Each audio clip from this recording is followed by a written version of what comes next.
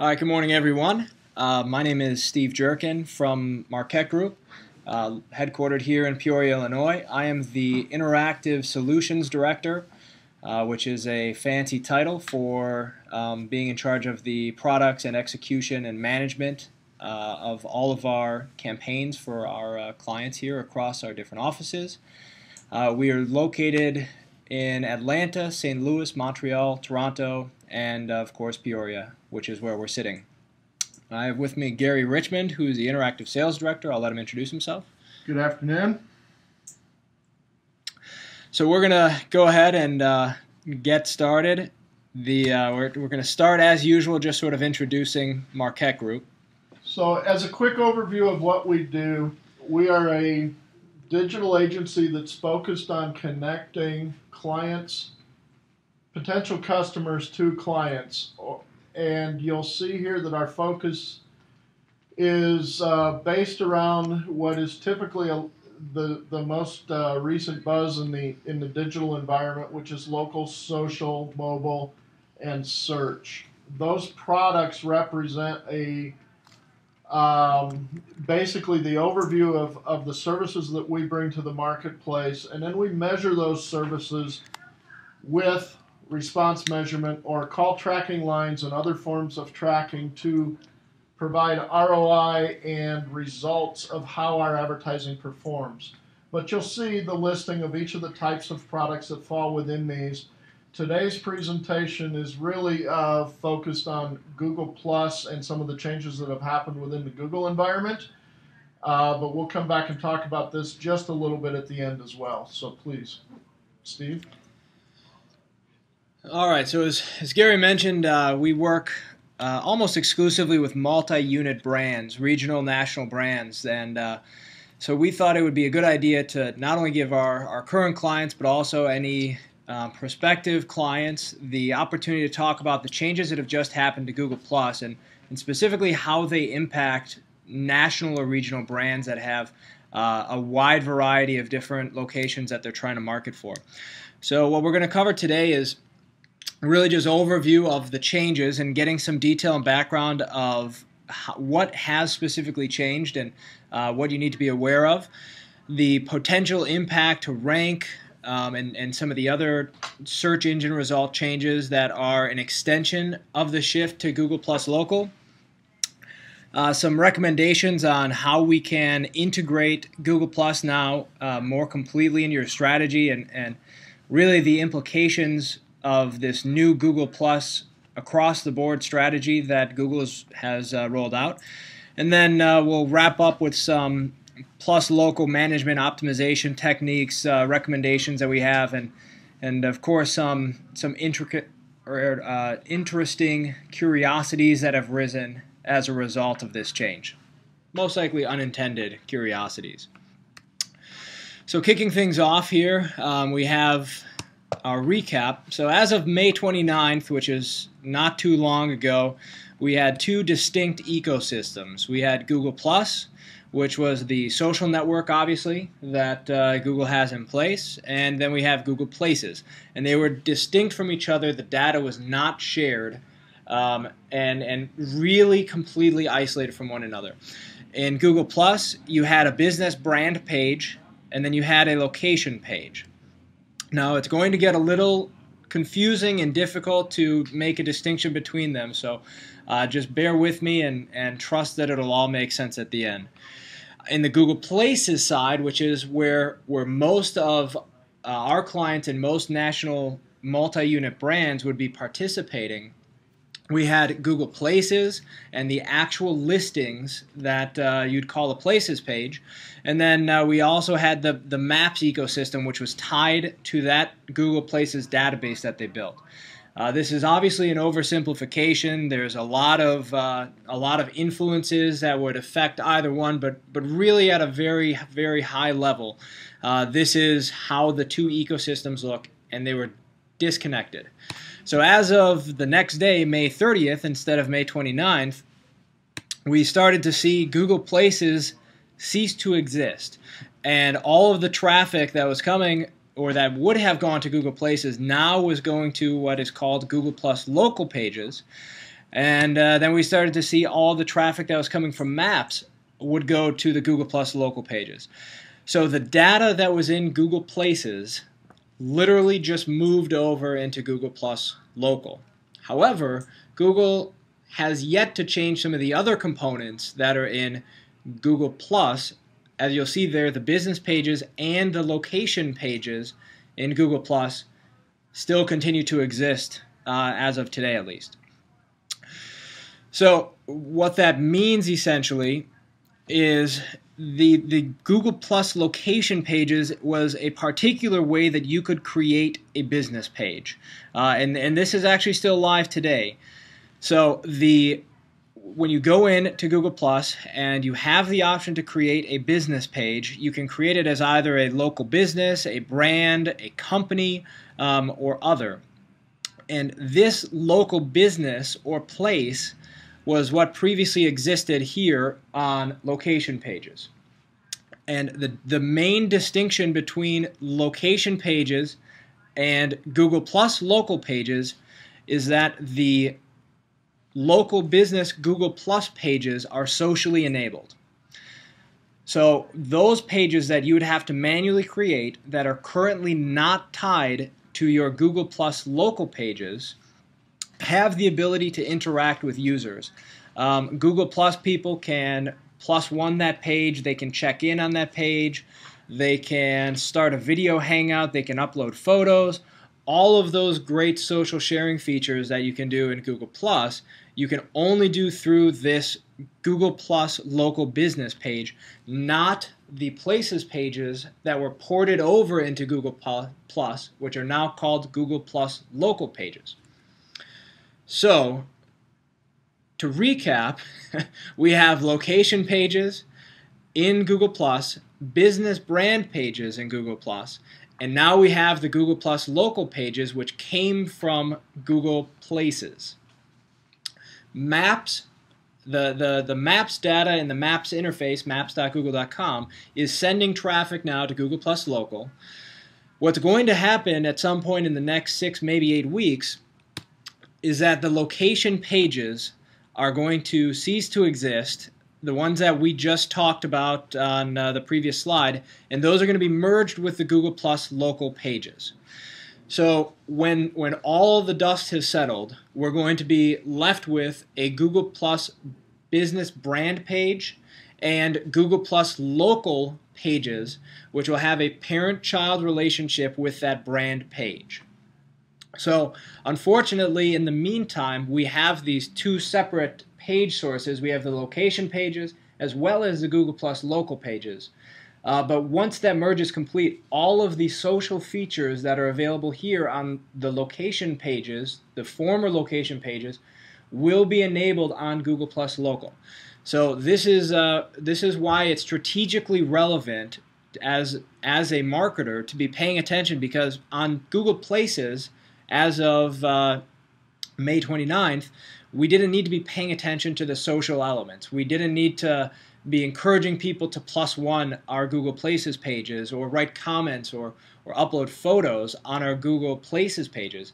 Now, as of this change at the end of the month, we do have to be paying attention to that, because our local listings, which are generating immense amounts of traffic to our websites, are now socially relevant within the Google Plus ecosystem. And we'll go into a little bit more detail on that soon.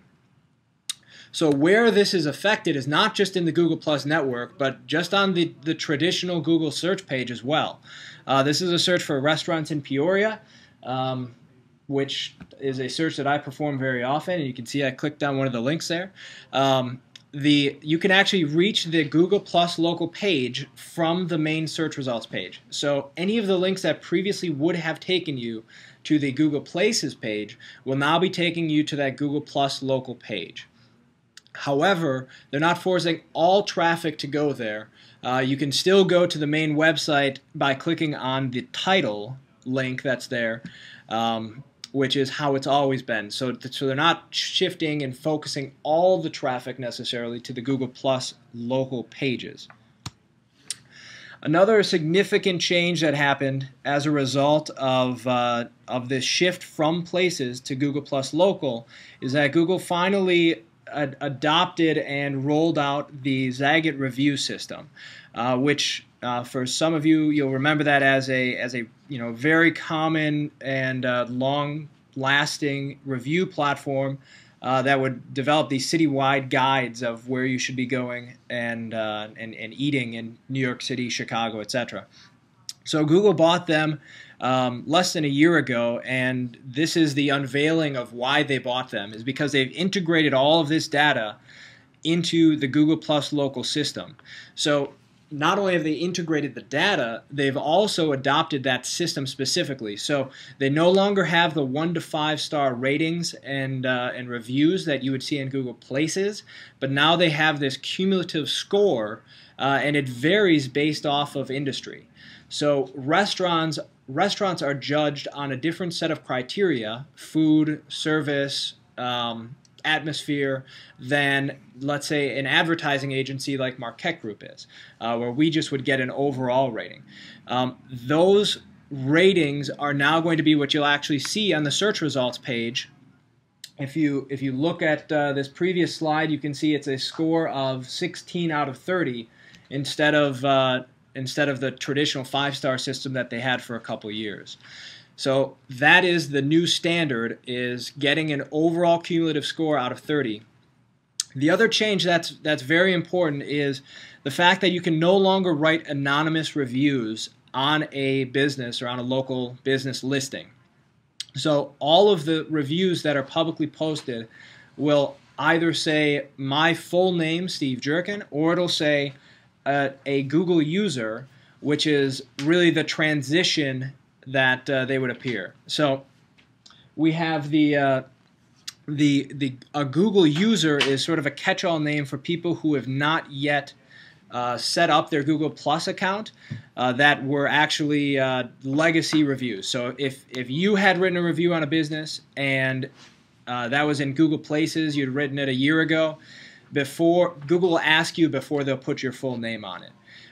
But one thing that you'll probably notice if you're looking at your listings is that the reviews may not be showing the way that you had seen them before. So they're ordering the reviews differently on the page. Some reviews are missing, and really that whole algorithm on how they choose which reviews are relevant and which reviews to display, that has changed as well. So that's sort of still shaking up right now. The dust has not settled either on which reviews are going to be showing. So that's sort of the overall snapshot of the changes specifically. Now we're going to move into the impact of the changes. Particularly, everybody wants to know, how does this affect my rank? Well, we have found that really rank has not been affected. The changes are mostly just should be considered aesthetic changes. They have a lot of implications on how you manage it and how you optimize. But right now, the algorithm that they use for displaying local results in Google Search, as well as Google Maps, as well as Google Plus Local, is the same. So no matter where you do that search in any of those three systems or websites, you'll get the same order of results for the most part. So that algorithm has technically not changed. So what that means is that the primary ranking factors are essentially the same. So the way that we have always managed and recommended optimizing for local search and for getting your listings to show up for any sort of local generic or branded search is the same. Things like having a physical address in the city, having things properly categorized, and of course how far you are from where that individual is searching from. This is actually an update to an outstanding study, the local search ranking factors. It's conducted by a series of industry experts, and this was released, I believe, just yesterday. So this is sort of the industry consensus on what are the most important ranking factors for search. So just to recap some of the best practices of things that we can do to improve our local rank, that are a little bit out of the box. Even now that we've made the transition into Google Plus Local, we have tactics such as creating products and service content pages. So if you're targeting a keyword on your local listing, you want to have a page on your website specifically for that product or that service, whether it's plumbing or whether it's mutual funds or whether it's cheeseburgers. You want to have that content on your page, because one of the first things that Google does when you have your local listing set up is they will go to your website and crawl that website to see how much relevant information you have there compared to what you've put into your Plus Local account. Having consistent title tags on your website, of course having those in alignment and matching what you have in your Google Plus Local account. And then a really important part is having a unique URL, a static URL, and page per location. That is a great first step for how you can get better local search ranking results. If you don't have a map on your site, Google allows you to integrate it for free using their mapping software. And then we've talked about this on previous webinars, but another sort of emerging and popular trend is to integrate micro formats into your listings, and that's how you get the review links and the pictures and your business information on the search results page. I'm sure everybody's seen the search results where they have a picture, they have reviews there.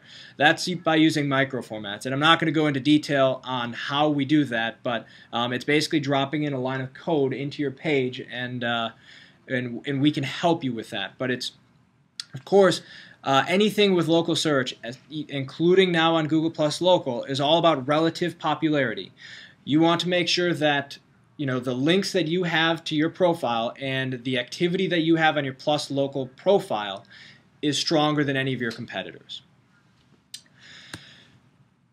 So essentially nothing has changed in terms of rank yet. That very well could change. But now we're going to look at the indirect implications of how we need to manage this. Even though ranking hasn't changed, we need to be prepared for optimizing for a great social experience, which is a new consideration that we didn't have to be paying attention to on Google Places. So Google, with this change, has taken a very dramatic move towards creating a strong and vibrant Google Plus community.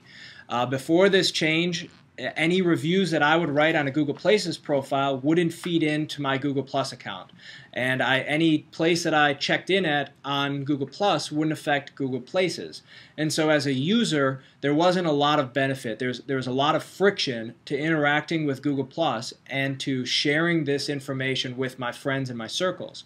Now they're starting to really have Google Plus become the center point for things like having people plus one your website and having that little button there on blog posts and location pages, allowing people to share to their circles from your website or from any of your pieces of content. Having, obviously, what we're talking about today, the Plus Local pages and reviews. Things that they've done experimentally in the past, such as adding the +1 button on the search results page, which is not up right now, very well could come back at some point in the future. They have the ability to include your +1 information on AdWords, and of course having a strong Google Plus brand page where you can distribute all of your company-wide information, which is separate from the Plus Local pages that you have. So all of this information now and all of these data points and social signals are feeding into the core of Google Plus, and what that does is it affects search results.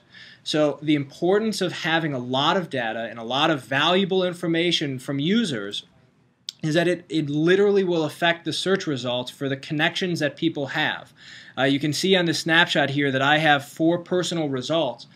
That is actually a count of the listings or the search results that Google has moved based on the information that's in my social network. So having a great presence is what really empowers this, what Google calls Search Plus Your World.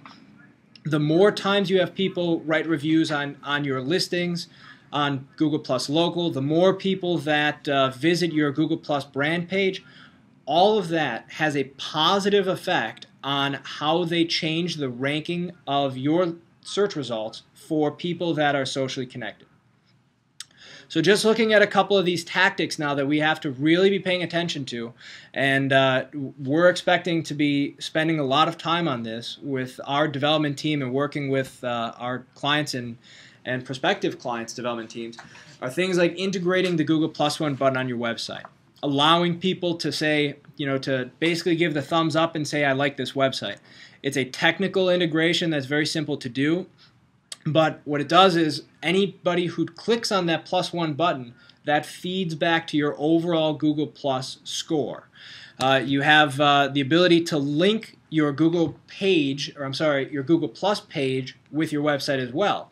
So this is actually allowing people to share with their circles directly from your page whatever it is they're reading, whether it's your home page, your products and services page, a coupons page, sales, offers, things like that. This link allows people to immediately share it with certain circles, and then all of that traffic is cataloged onto your main Google Plus authority score, for lack of a better word. The other integration that is relatively new is adding the +1 button to paid search. So this little +1 button on a marquettegroup.com ad that we have running, that if I have people in my circles who have +1 to this in the past, that will actually show there, and it would say, my good friend Gary Richmond has vouched for this ad, and it would influence the number of times that I click on that. That is set up through AdWords. It's again a technical integration that needs to be done. But overall, the very first thing that needs to happen, and I apologize for sort of working backwards there, but the core of this is having that Google Plus brand page set up and optimized appropriately. In a perfect world, if possible, we want to use the same Google account, so it's usually a Gmail address or something similar. We want to use that same account that you have that's managing your former Google Places account, now your Google Plus Local account. So if that email address is the same, it's easier to make the transition when Google merges some of the existing Google Plus pages with the Google Plus Local pages. If you do not have a Google Plus brand page yet set up, that's something that should happen immediately to start gathering all of this data. That's something that we are able to provide very quickly, and it's a very minimal amount of labor for you to provide us that data so that we can create it and get it up and running for you. Really the goal is to simplify and be prepared for when this merge comes. And just again, the merge is referring to when the social parts of Google Plus get enabled on your Google Plus local pages. So when we have all those things properly set up, when this transition comes, it's going to be much, much easier to manage and optimize for. So setting all these things up, it sounds great, and of course you want to make sure that you're taking advantage of any SEO, leg up that you can get in the competition, but Google actually provides the measurable results of what these efforts are. They will show you in your analytics, if you're using Google Analytics, the specific traffic sources that are driving social clicks and social users to your website. And then in Google Webmaster Tools, which is another free tool, they'll actually also show you the number of times that they put in one of your search results, your website or a blog. They'll show you the number of times that they changed a search result based on this Google Plus network. This is the actual Marquette Group data here, so it's not tremendously exciting because, as you'd imagine, there's not as much traffic for advertising agency than there is for pizza delivery. But nonetheless, the data is there and it is available so that you can see how many times did this effort that I'm going through change the search results for a potential client. So all of this is, great in theory, but we're left with how do we manage that, and what should we be doing to optimize for a better experience and for higher rank. And real quickly before I get into that, I see that there are some questions coming through, and we will answer those at the end. I've got them on my screen here, and we'll make sure to get to those when we're done with the presentation. So management and optimization, the simple answer is that nothing has changed with management. We have the same, for us, the managers of your Google Places account, we have the exact same method of claiming and managing the data for those profiles. The interface is the same. We have indications here that the interface is going to be changing and updating. For some people, it has already updated. But really, the bulk verification process, everything is the same, which it makes it easy for us to manage this transition. We at Marquette Group and some of our partners that we work with knew that this was coming, and it wasn't the world's best kept secret. So we were prepared for it to a large degree, which makes sort of minimizing the negative impact relatively simple. But the short answer, of course, is that on the management side, nothing has changed with what we do with your data and the processes that we use to manage your data. However, there are some changes now that we need to take into consideration. The two big immediate ones, even while we're waiting for some of the other merges to take place, are that the logo size has changed. So they now have a square box that's 250 by 250 to display your logo. That constraint was not in place before. You can see that the edges of this image are cut off just a little bit, and it's now pixelated because it's larger than it's literally a larger image than we had before. Then also, if you don't have any additional pictures in your account, the map of this location will just simply show up here. This space can be used for additional pictures. You can have, I believe, up to 4 or 5 custom pictures that you can add there that are displayed right on the top of the home page. And when that happens, this map gets moved down to the side here underneath the logo. So obviously, we want to have our logos showing at, or all of our logos showing instead of Joe instead of Papa John's. So we want to get all that information in there. That's really the first step as far as adjusting some of the user interface changes that they've had. Outside of that, we want to make sure that the Google Plus brand page strategy is in alignment with the Google Plus local strategy. We, with our clients, will develop a keyword strategy for the what used to be Google Places accounts that would really hone in on those critical product and service generic keywords that we wanted to target. And our strategy will involve looking at keyword volumes, keyword trends, things like that to make sure that we're targeting the right keywords. If there was already a previous Google Plus brand page that was set up, then that strategy, that same strategy of keyword targeting may not have been included.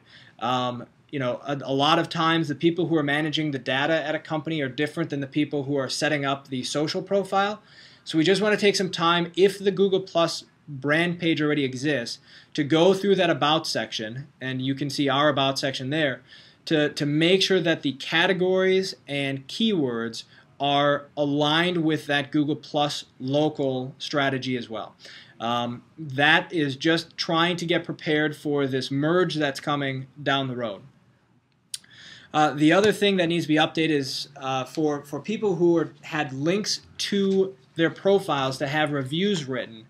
So if you had on your website a link that said go to our Google Places page and write a review about our business, obviously now you need to have that say go to our Google Plus local page and write a review about our business.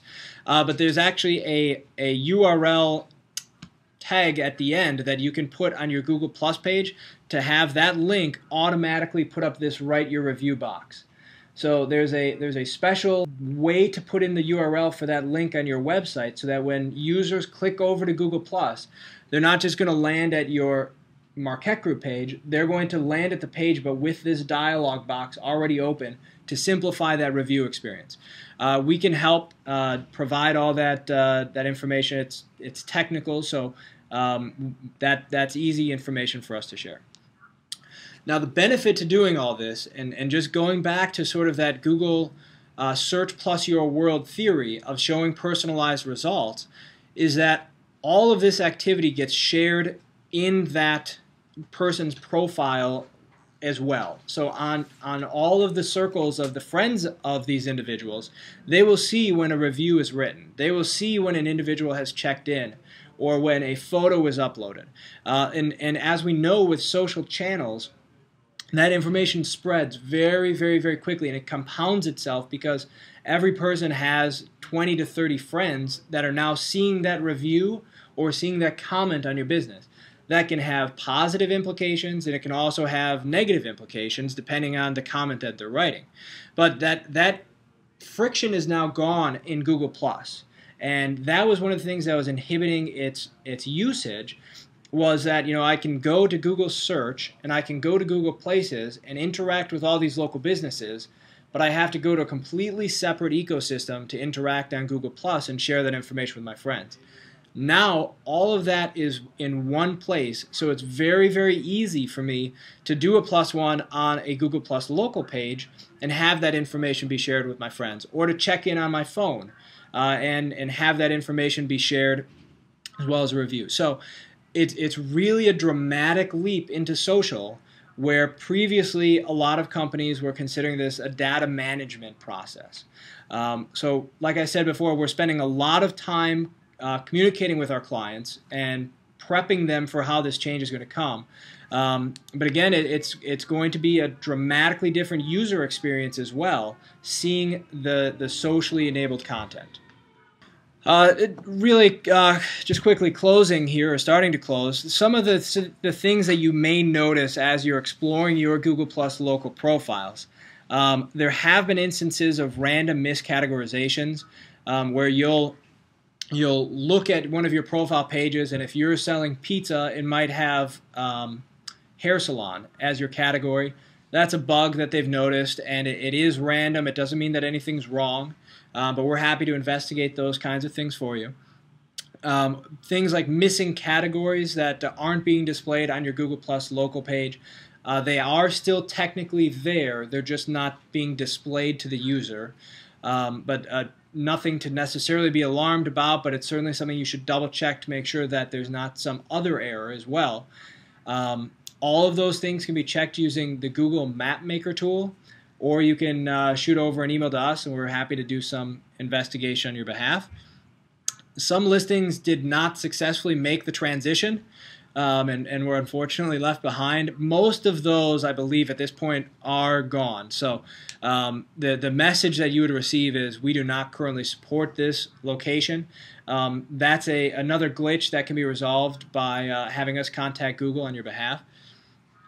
Some of the AdWords Express ads are still going. It might be all. I'm not sure if it's changed yet.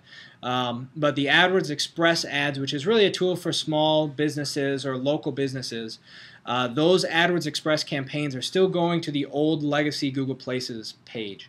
That I would expect to be a glitch that's removed or fixed very, very quickly. Sometimes if you click on a certain link within your Google Places account, you might still get a 404 error. That again is a glitch that is nothing to necessarily be alarmed about. It's something that they know about and is very, very close to being fixed, if not already completely fixed. Interestingly, the verification check mark is still missing from the Google Plus local page. You'll notice that on any of the pages, we're not seeing any way to tell that consumer that this is a claimed and owner verified page. Right down here on the right, it says, "Is this your business?" which actually gives them the impression that it's not an owner verified business, despite the fact that they have the logo there. So that is just an oversight on Google's part, that they do not have that currently in place. But something that they already know about, and it'll be fixed very quickly. And then, as you'll see here from this screenshot for Jim's Steakhouse here in Peoria, the mobile integration is really still in its infancy. Some of the base level features are not yet available, as far as being able to easily check in or easily write a review, things that we know that they're going to have. The mobile integration with the Google Plus app is pretty robust, and that is much much further along than what is available through just a traditional Google browser search. So that brings us to the latest and unfortunately the next big subject we're going to have to tackle, which is Apple Maps. This was rolled out yesterday afternoon, depending on what time zone you're on, which is really unfortunately just adding another element that needs to be managed. There's no indications of how you're going to manage this data, but they have said that it's through Localese and Yelp, which is the same information as Siri. You can see there by our screenshot from our Marquette group, the data integration has already started. This is a screenshot from last night that they have already integrated 100 million businesses. So this will be rolling out in the fall of this year when it's live on most Apple devices. So we have some time to prep, as this as a very important platform. We all know that iPhone users are a very desired demographic, as they're typically on the higher end of the disposable income spectrum. So we'll make sure to keep everybody updated with the information that's available there. All right. One of the things, guys, that we wanted to bring back around and close the same way we started is, remember the interlocking circles we talked about. Marquette is really a location-based marketing authority. We've got years of digital experience across search, mobile, social, etc. As a follow-up to this webinar, we'd like to make the offer to do a complimentary local listings audit, which can provide accuracy and positioning information across a number of websites, most specifically Google and Yahoo. You're welcome to reach out to Steve, myself, or two individuals in our business development organization, Troy Dowell and Matt Aversano. Most of you have heard of those two guys before, but we'd be glad to conduct a free audit or discuss this entire Google Plus element in the near future. If you don't reach out to Matt and Troy, chances are they will be reaching out to you in the near future. But that's the offer we'd like to make, and now we'd like to address some of these questions as we move forward. Yeah, so we're going to throw our contact info up on the screen here while we're going through the questions. So feel free. This is for Gary and I, where we run the interactive department across the organization from our Marquette group. So we're happy to answer any questions that you want to take offline and not necessarily right now. I'm going to start with the questions that were submitted through the webinar software, and then we'll have some time at the end that we'll stay on the line here and you can just answer or ask them verbally. So the question from Bill was, do you know if reviews from other sources such as Yelp will still import into the Places pages? So the integration of other review sources is not going to be a part of Google Plus Local. And that's actually something that had changed a little while ago, that they would be displaying those other review sources as their own. So they will only be showing reviews that had been previously written in Google Places or new reviews that are written in Google Plus Local. And then the other interesting thing to reinforce is that all of those reviews are tied to an individual's name specifically, and there's no way to hide that. So the fake reviews and some of the business owners who are posting their own reviews over and over again, or even writing spam reviews on competitors, that should be dramatically diminished, because all of that information is tied to your personal account now. It's not going to go away by any means, but it should be a lot less easy to do than it was on Google Places. The next question is, in general, how should a franchisor address the parent-child setup with franchisee systems wide? That's a great question, and it usually differs depending on the arrangement between your corporate office and the franchisee. If they have the same business name, and that's always the same business name as well as the same URL, it's typically an easier thing to manage. The Google Plus brand page should be set up, and that is controlled by corporate. And then the Google Plus local pages can be bulk uploaded and bulk managed as a whole by corporate, but then give the individual users access, or the individual general managers or owners as franchisees, give them access to their one profile within Google Plus local. The parent-child relationship is really important to set up because, of course, we want all of that data, all that review information feeding into that master Google Plus brand page, which is, of course, linked to your website and all the search results.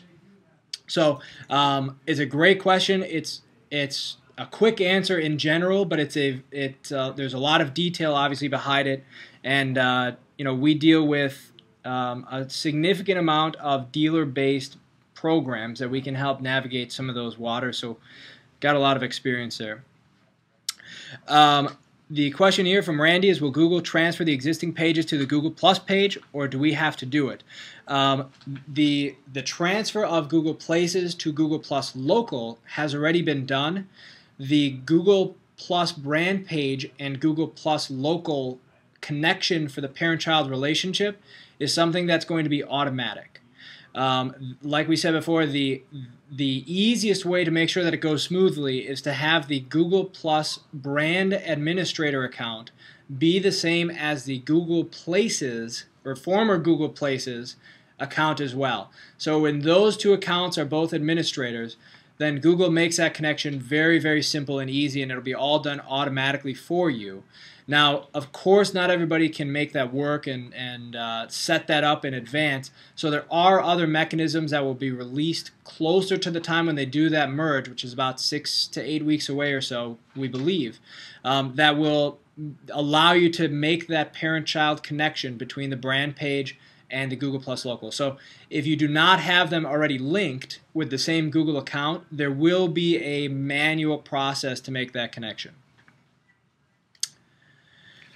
I believe I started to answer this next question here from Jade. What if my Google Plus and Google Place accounts are different? So in that case, there will be a process to make that connection. Because it's not something that they're dealing with yet, they don't have any documentation or details on how that's going to work. But one thing to point out is that there are examples of what this end-of-the-road picture is going to look like. So they do have 10 to 15 or so examples that we can provide to you to show you what this socially enabled Google Plus local page is going to look like, with the comments and the hangouts and the plus ones and everything like that. So we can show you some of that information, which will give you an idea of what's coming down the road. But Jade, if we're unable to make that change to the Google Plus brand administrator account in advance, then when the time comes, we can help you navigate that, because we'll be getting communication from Google on how to make that connection for those kinds of situations. Jim asked, for a franchisor with multiple local franchisees, how do you handle brand pages versus local pages? Ideally, for the best way to think about it is from the consumer's or the customer's perspective. They may not necessarily understand the fact that there are franchisee groups that have multiple locations within a larger brand. And so we want to make that as painless of a process as possible. From the customer's perspective, in most situations, or more often than not, they view the one brand identity, the master corporate brand, and then the individual locations, regardless of who the franchisee owner is. So the way that you would manage that is by setting up a Google Places local account that is for your group of stores, that is still connected to that Google Plus main corporate brand entity. So we don't want to create another separate brand page. And again, this is sort of in a vacuum that I'm making this recommendation. But Jim, we would really want to make sure that all of that traffic is rolling up to the corporate page, as opposed to creating a separate page for the groups that the franchise or the locations that the franchisees own. That is a great use case that when you have multiple groups, we're going to have to navigate making that parent-child connection effectively.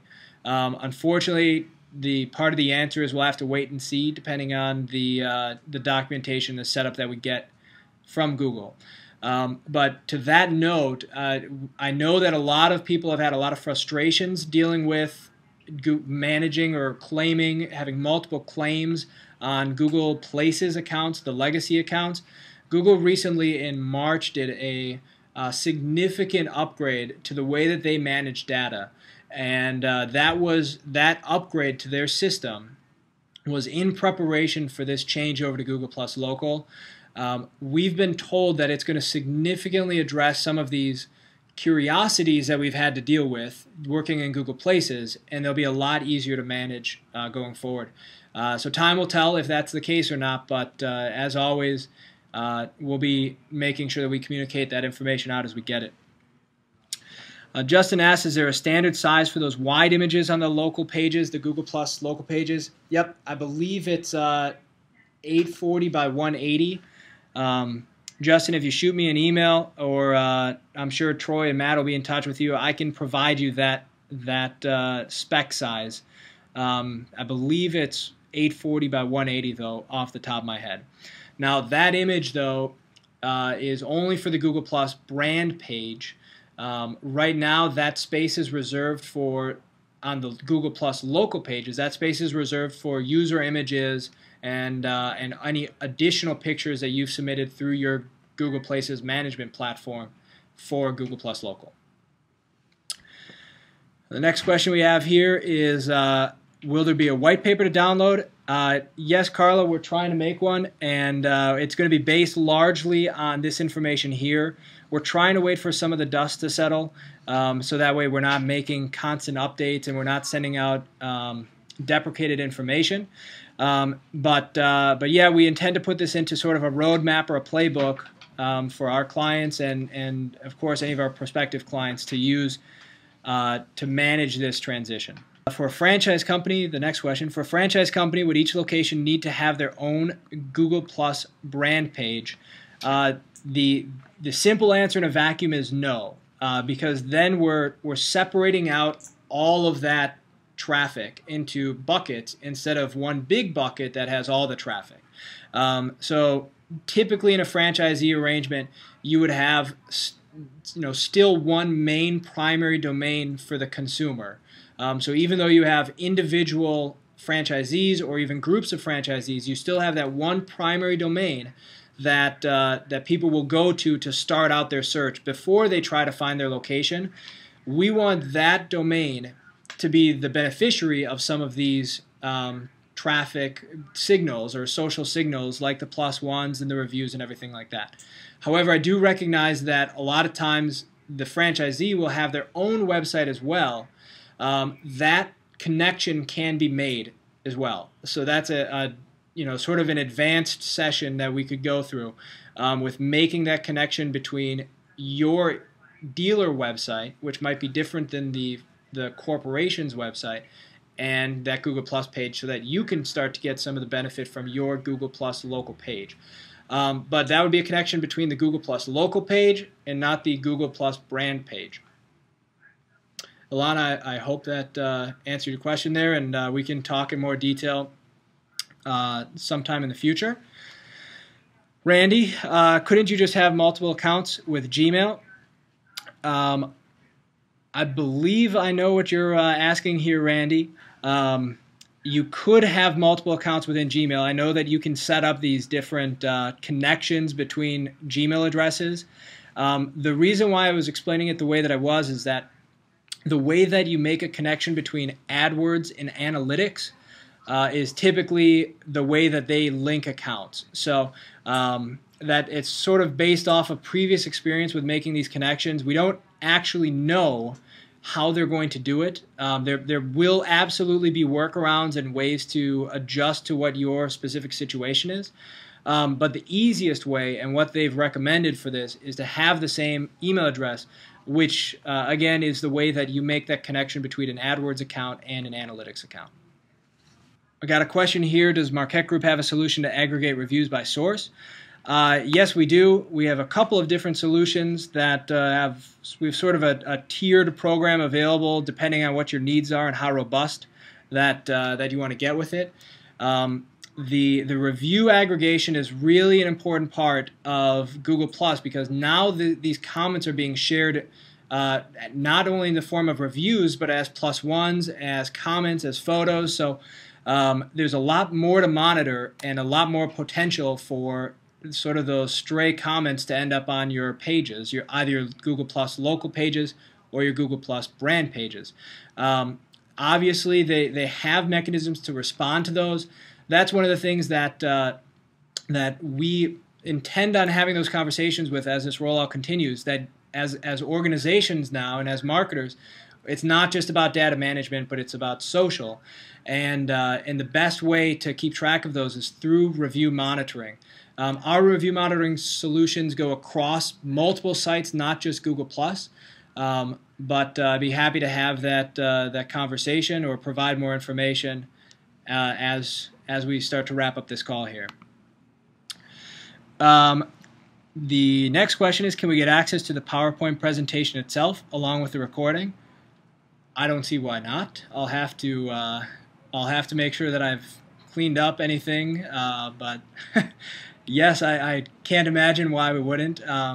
Jennifer, if you want to contact myself, Gary, or Troy, or Matt, who you should have the contact information for, we can get you a copy of the PowerPoint presentation, as long as you promise to use it only for internal needs. We've got just a couple more questions filtering in here, which is good because we're right on time. We got a specific question here from Susan. It says that there's a problem with the name policy. We've had to navigate some of those things in the past, Susan, and they will reject it based on copyright infringement, things like that. That's something that we need to contact Google directly and confirm to them that you are authorized to use that name. Those things, we try not to go into too much detail about those because they're hopefully isolated incidents that we navigate on a case-by-case basis. But for your particular situation, Susan, if you send over some of those questions, we can make sure to help get that cleared up, or at least get things pointed in the right direction. But generally speaking, they want to make it as painless as possible for the business owner to claim their account and start interacting. So usually it's just a little bump in the road or a hiccup. Keith just asked a question here of emailing me personally for the video and PowerPoint, or will we be sending a link out to all the attendees? The video takes a little while for us to process and get published. That'll be posted most likely on our blog. But based on the number of questions that we had and the request for it, we'll probably just have Matt and Troy follow up with everybody proactively, because it seems like there's a lot of interest to share this information. So we'll plan on having Matt and Troy contact everybody to follow up to see if they want a copy of the presentation, and of course a link to the video and everything. So thanks, Keith. So it is it's 11:55. That covers all the questions that we had submitted. I believe I'm going to go back up to the top here, but if there's anything else, we're going to stick around here for a couple minutes until the remainder of the hour is over. So you can either just hang on the line and ask a phone question, or I'll keep monitoring this for additional questions that are being submitted. So thanks everyone for your time, and we'll look forward to chatting with you about some of these specific questions.